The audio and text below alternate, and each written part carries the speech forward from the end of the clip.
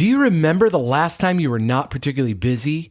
I mean, fully present, no emails to return, texts to send, work to be done at home or the office.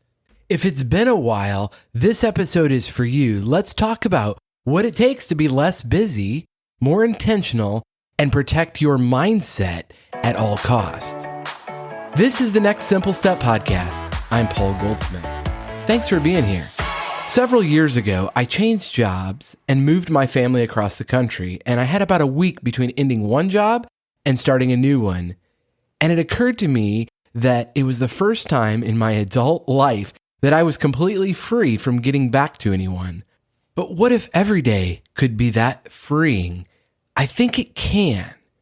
Not that you won't have obligations or setbacks or, just daily life challenges. Of course, that's a part of the deal.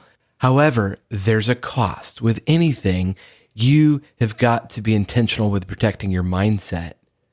Have you ever dreamt of having so much money that every day you'd just be totally free to do whatever you wanted to do? There's actually a term for it. It's called FU money. And of course, the F is for freedom. I was thinking about that after watching the Netflix series, How to Get Rich, with financial expert Ramit Sethi. He asked people on the show to define what their rich life would look like. So let me ask you, what does your rich life look like? The particular details of your answer is probably different than mine and others. However, deep down, we all long for freedom. The freedom to choose, the freedom of time, to be with your family or to work on the things that you're uniquely suited and gifted to work on. So in thinking about your rich life, ask yourself, what is it you are truly called to be and do? And if you had $1 billion, how would you spend your time differently? What if you could have more freedom right now without having all the money in the world? Maybe you can have more freedom. Are you saying yes to a lot of things that hook your attention, or maybe isn't a part of your rich life? It doesn't enrich your life. To have freedom, you must have the discipline to say no. No to every momentary discomfort by scrolling social media or just involving yourself in busy work. No to trying to make everyone else happy at the expense of yourself. It doesn't work. No to giving up after a setback. Failure isn't final, it's feedback. The best illustration of this that I've ever heard came from Giannis Antetokounmpo, a player for the Milwaukee Bucks. I'm not a big basketball fan, but this answer blew me away. In a press conference after a brutal loss and elimination from the playoffs, he was asked by a reporter if he considered the season a failure.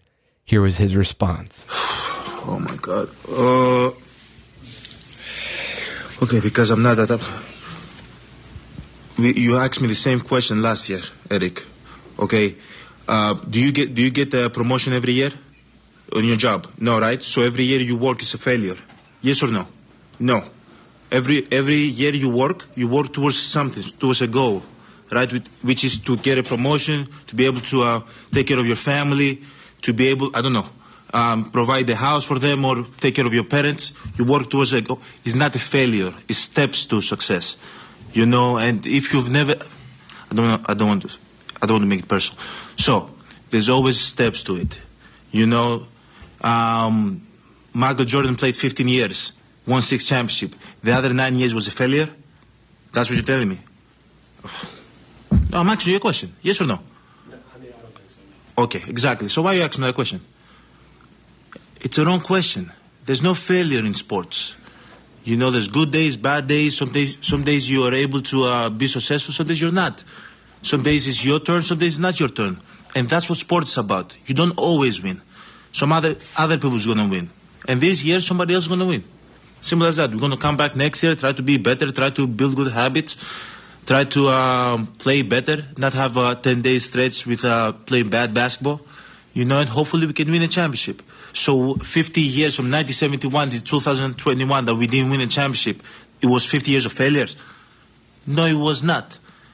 It was steps to it, and we were able to win one. Hopefully we can win another one. You don't always win. There are steps to it. That was so beautifully said. Try to build better habits, and you just keep showing up and doing your best. because that's all you can do. Consider it your full-time job to protect your mind and body. They're your property to protect. Why would you let anyone else dictate what you do with your own property of your mind?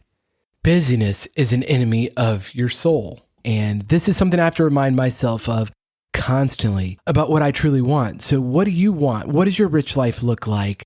You build the future you want starting now, one simple step at a time. And if you need some help coming up with a roadmap or just really sorting through your next steps, send me a text. The number 559-574-3210. Thanks for listening to the Next Simple Step podcast. I'll talk to you next time.